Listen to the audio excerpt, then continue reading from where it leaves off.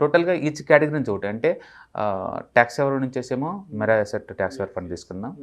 And focus నుంచేమో IIFL focus fund తీసుకున్నాం. Mid cap నుంచి Axis mid cap direct growth plan తీసుకున్నాం.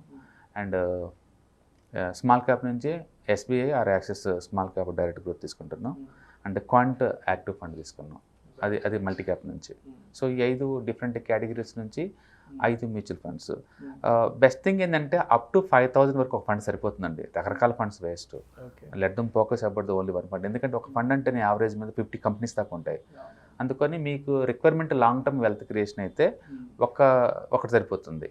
లేదా మీ ఇష్యూ కనుక ట్యాక్స్ సేవింగ్ అయితే సెక్షన్ 80C ప్రకారం ట్యాక్స్ సేవ్ చేసుకోవచ్చు. అలాగైతే Mirae asset tax saver funds monthly 5,000 అలా పెట్టి మీరు చేసుకోవచ్చు.